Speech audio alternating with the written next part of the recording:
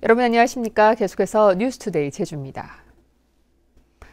인삼은 산간 지역에서 최소 4년 이상 자라야 수확할 수 있는데요.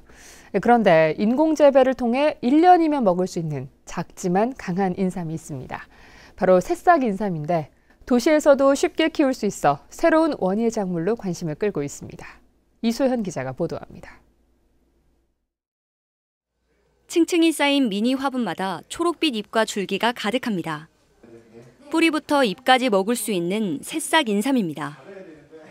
나지막한 해가림 시설에서 수년간 재배되는 인삼과 달리 1년생 묘삼을 이용해 단기간 재배가 가능합니다. 쌈으로 드실 때는 2개월 범위 내에서. 2개월? 네. 크기와 무게는 5년근 인삼의 100분의 1밖에 되지 않지만 면역력을 높이는 성분은 훨씬 많습니다. 심은 지 2개월 만에 수확할 수 있는 이 새싹 인삼은 일반 인삼보다 사포닌이 6배나 많습니다. 멸균 처리한 전용흙을 써 농약을 쓰지 않고 집에서도 쉽게 키울 수 있습니다. 인삼이라고 하는 것은 보통 고산이라든가 이런 데서만 재배되는 걸로 알고 있었고 이런 식으로 재배된다는 것은 정말 상상도 못했어요. 새싹 인삼에 카네이션 조화를 꽂은 카네이삼은 선물용 화분으로도 인기가 높습니다. 제주는 이제 청정이라는 이미지, 또 지하 안반수에서 뽑아 올린 삼다수를 이용해가지고 새싹 인삼을 키우고 있기 때문에 재배 방식이 비교적 쉽고 사계절 출하가 가능한 새싹 인삼이 제주의 새로운 고소득 작물로 떠오를지 관심이 쏠리고 있습니다. MBC 뉴스 이소연입니다. 감귤 재배 실태에 대한 전수조사가 13년 만에 이뤄집니다.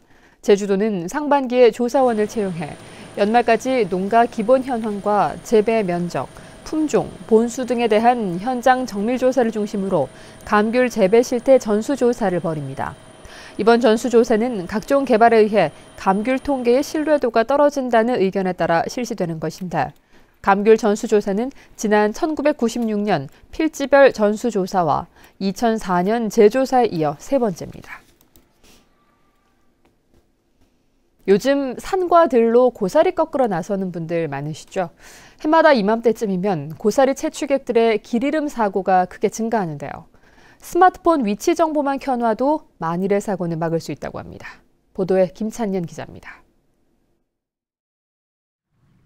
인적이 드문 중산간 들녘, 고사리를 꺾는 사람들이 간간히 눈에 띕니다. 넓은 들녘에서 덤불을 내치며 고사리를 찾다 보면 일행들과 뿔뿔이 흩어지기 마련.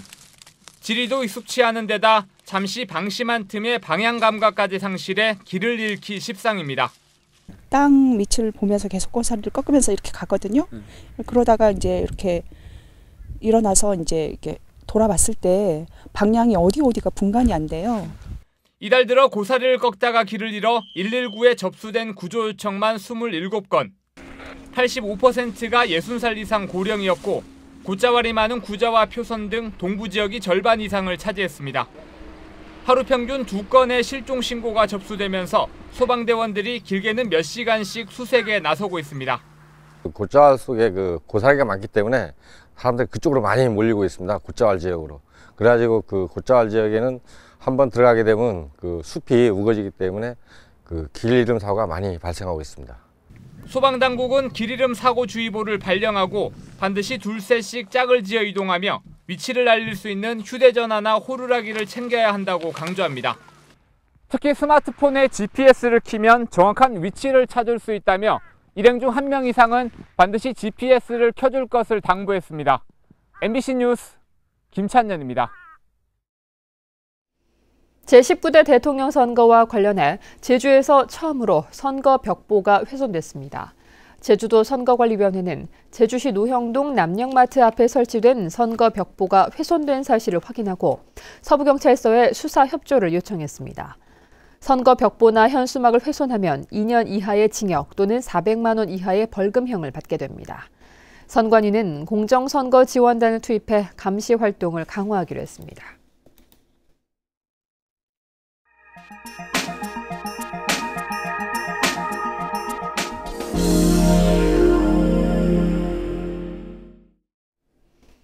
미세먼지가 날로 심해지면서 대선 주자들도 미세먼지 저감 대책을 잇따라 공약으로 내놓고 있습니다. 고체 연료를 다시 사용하게 해달라고 요구하고 있는 지역 화학업계에는 반갑지 않은 소식인데 업체마다 대책 마련에 비상이 걸렸습니다.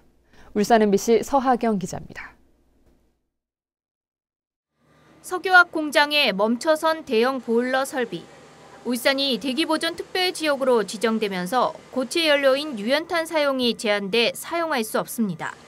석유화학 공단 기업들은 유연탄의 가격이 LNG의 30%, 오염물질 배출량은 벙커 CU의 4분의 1에 불과하다며 꾸준히 고체 연료 사용 제한을 풀어달라고 요구해 왔습니다. 지금 울산은 그 여수나 대산에 비해서 지금 고체 연료를 사용하지 못하는 실정입니다. 그러므로서 그 가격 경쟁력에서 한 10% 이상 차이가 납니다. 울산시는 난색을 표하면서도 경쟁력 강화를 위해 고체 연료 사용과 관련된 용역을 진행하고 있습니다. 하지만 고체 연료가 미세먼지 발생의 주범 가운데 하나로 인식되면서 물거품이 될 위기에 처했습니다. 대선 주자들이 미세먼지를 국가재난으로 인식하며 미세먼지 저감 대책을 공약으로 내세우고 있기 때문입니다. 미세먼지를 50% 줄이겠다는 문재인 후보, 마스크 없는 봄날을 만들겠다는 안철수 후보, 모두 화력 발전에 대해 부정적인 입장입니다. 여기에 고체 연료 사용을 제한하는 환경부, 시 조례까지 바꿔야 하는 데다 환경운동연합은 차기 정부의 2020년까지 미세먼지를 절반으로 줄이기 위한 7대 제안을 내놓았습니다. 미세먼지가 국제 기준을 훨씬 상회하는 조건에서 미세먼지를 가중시킬 수 있는 그런 고체 연료를 뗀다는 것은 이거는 반환경적이고 건강에는 아무런 관심이 없는. 울산은 지난 한 주 비가 온 이틀을 제외하고는 미세먼지 농도가 모두 WHO 기준치를 초과했습니다. 화학업계가 미세먼지 대책 강화로 고체 연료 사용에 유탄을 맞지 않을지 전전긍긍하고 있습니다. MBC 뉴스 서하경입니다. 전라남도 순천과 광양에 처음으로 금연 아파트가 지정돼 운영에 들어갔습니다. 긍정적인 효과가 기대되지만 실효성 여부에 대한 의문과 개선의 필요성도 제기되고 있습니다. 여수 MBC 박광수 기자가 보도합니다. 이번 주부터 금연 아파트로 운영되는 순천 조례동의 대림 2차 아파트 단지. 470여 전체 세대 가운데 320여 가구가 뜻을 모아 아파트 계단과 엘리베이터, 지하 주차장에서의 흡연을 제한하기로 했습니다. 석 달 계도 기간 이후에는 적발 시 10만 원의 과태료까지 부과되지만 이번 기회에 담배 연기 없는 아파트를 만들자는 주민들의 의지는 결연합니다. 방송을 통해서 방송 계도를 하고 또 우리 대표회의에서 결의한 대로 대표들이 나서서 이렇게 담배 피우는 사람들에게 권유하고 해서 그렇게 금연토록 그렇게 하겠습니다. 입주민 과반수의 동의가 있으면 공동 실내 공간의 흡연 규제가 가능하도록 관련법이 개정된 건 지난해 9월. 하지만 동의 대상이 꼭 법적 세대주여야 한다는 규정 때문에 실제 지정은 생각만큼 쉽지 않습니다. 많은 아파트들이 지금 금연 아파트로 지정을 받기 위해서 저희들이 신청을 지금 하고 있는데 실제 거주자하고 주민등록법상 거주자하고 상의해서 제한된 인력으로 현실적인 단속 활동이 가능하겠느냐는 실효성에 대한 의문도 나오는가 하면 아파트 계단이나 지하 주차장을 단속하다 보니 1, 2층 가구로 담배 연기가 몰리는 부작용도 나타나고 있습니다. 이제 현관 밖에서 그러면 이제 그게 어디로 가겠어요? 1층 저층 세대로 많이 가잖아요. 예. 그러니까 이제 저층 세대가 또 힘들다 그러시고. 결국 주민 스스로 자제해 나갈 수 있도록 하는 공감대 형성이 핵심이라는 지적이 나옵니다. 간접 흡연을 피할 권리, 여기에 최소한의 흡연권까지 침해받지 않도록 흡연시설 설치 지원 등 보완 대책들도 필요해 보입니다. MBC 뉴스 박광수입니다.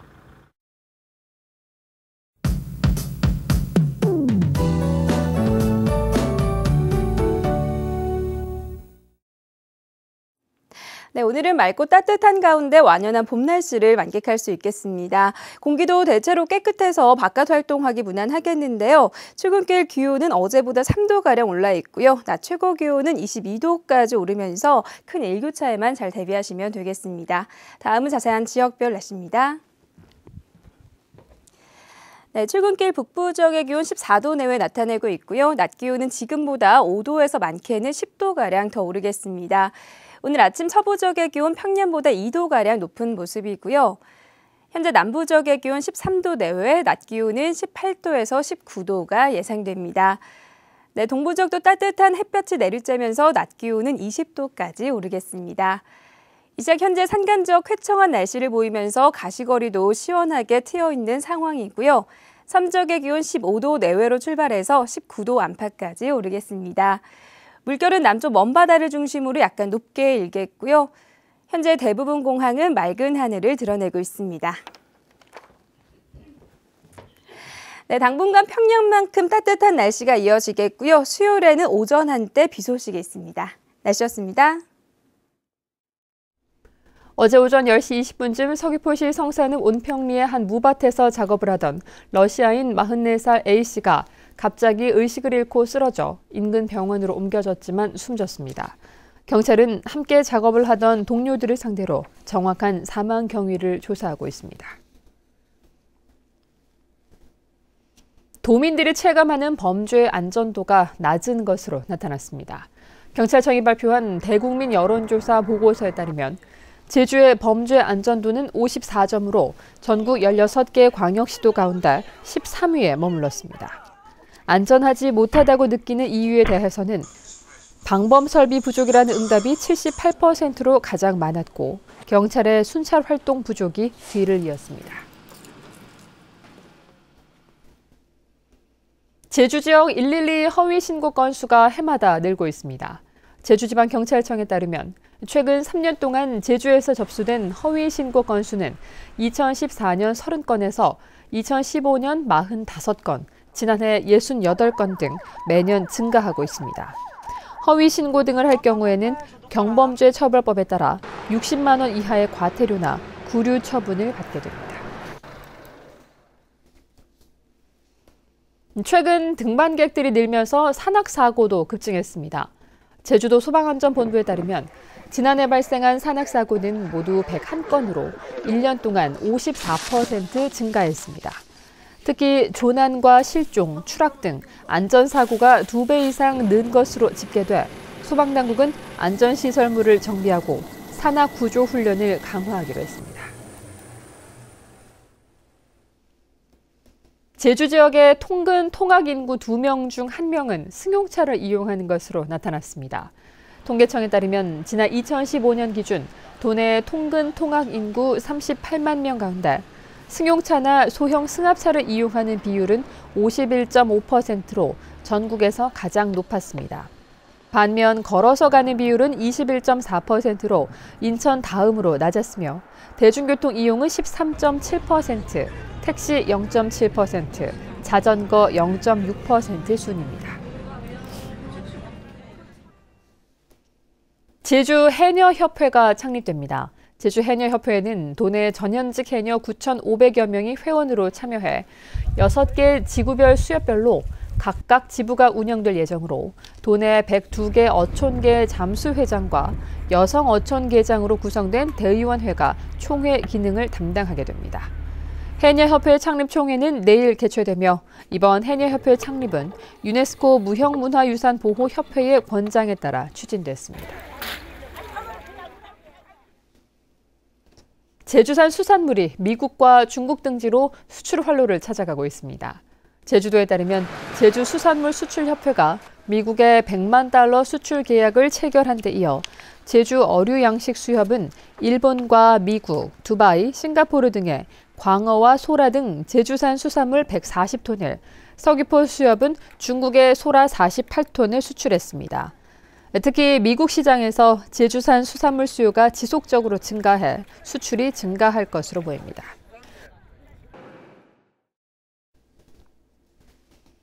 제주 지역 항만 물동량이 크게 늘었습니다. 제주도에 따르면 지난 1월부터 3월까지 도내 2개의 무역항과 4개의 연안항의 항만 물동량은 4,700여 톤으로 지난해 같은 기간보다 18% 증가했습니다. 품목별로는 자갈이 5.5배, 모래 29.8% 등 주로 건설 자재가 크게 증가했고 채소 등 농산물은 22%, 비료는 13.6% 감소했습니다. 항만별로는 애월항이 48.4%로 가장 많이 증가했고 서귀포항과 제주항이 그 뒤를 이었습니다.